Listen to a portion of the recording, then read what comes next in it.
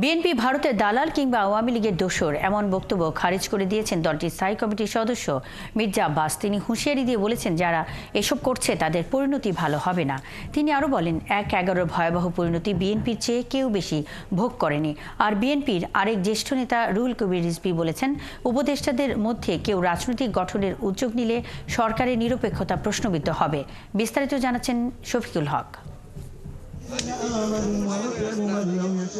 বিএনপির প্রতিষ্ঠাতা ও শহীদ রাষ্ট্রপতি জিয়াউর রহমান এবং সাবেক প্রধানমন্ত্রী বেগম খালেদা জিয়ার কনিষ্ঠ পুত্র আরাফাত রহমান কোকোর ১০ম মৃত্যুবার্ষিকীতে রাজধানীর বনানীতে তার সমাধিতে শ্রদ্ধা জানায় বিএনপি ও এর অঙ্গ ও সহযোগী সংগঠনের নেতাকর্মীরা। শ্রদ্ধা জানানোর পর সাংবাদিকদের সঙ্গে কথা বলেন দলের সিনিয়র যুগ্ম মহাসচিব রুহুল কবির রিজভী।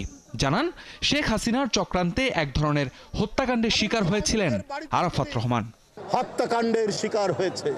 রিজভী আরও জানান, অন্তর্বর্তী সরকার নিরপেক্ষতা হারালে রাজনীতিবিদরা প্রশ্ন তুলতেই পারে। নির্বাচন এড়িয়ে অনন্তকাল ধরে সংস্কার চলবে, এটা হতেই পারে না। আমরা এও শুনেছি যে উপদেষ্টাদের মধ্যে থেকে চেষ্টা করা হচ্ছে যে একটা কিংস পার্টি করার। অন্তর্বর্তীকালীন সরকারের ধারণা মানুষের কাছে এটি একটি নিরপেক্ষ সরকার, এটি একটি অবাধ সুষ্ঠু নির্বাচন করবে। হ্যাঁ, তার আগে যতটুকু সংস্কার করা দরকার করবে, সেখানে তো বলা হচ্ছে না, কিন্তু এটা অনন্তকাল ধরে সংস্কার চলবে আর নির্বাচন হবে না, এইটা হতে পারে না। এদিকে আরাফাত রহমান কোকোর মৃত্যুবার্ষিকীতে নয়াপল্টনে দলের কেন্দ্রীয় কার্যালয়ে দোয়া ও মিলাদ মাহফিলের আয়োজন করে বিএনপি। এর আগে প্রধান অতিথির বক্তব্যে দলের স্থায়ী কমিটির সদস্য মির্জা আব্বাস জানান, বিএনপিকে ভিন্ন শিবিরে ঠেলে দেওয়ার চেষ্টা সুখকর হবে না।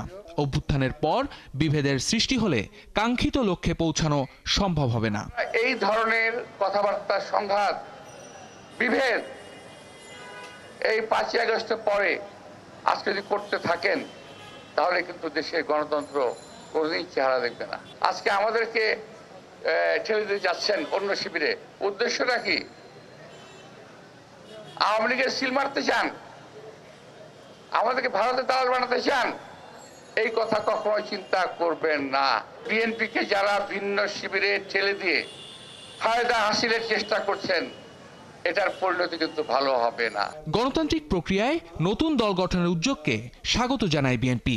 এ নিয়ে বিভ্রান্তি তৈরি না করার আহ্বান জানান দলের এই শীর্ষ নেতা। আমরা স্বাগত জানাই যারা দল করবে, যারা দল করবেন, তারা গণতান্ত্রিক প্রক্রিয়ায় দেশটাকে পরিচালিত করবেন। আমরা সহযোগিতা করে প্রয়োজন পড়লে। শফিকুল হক, ৭১, ঢাকা।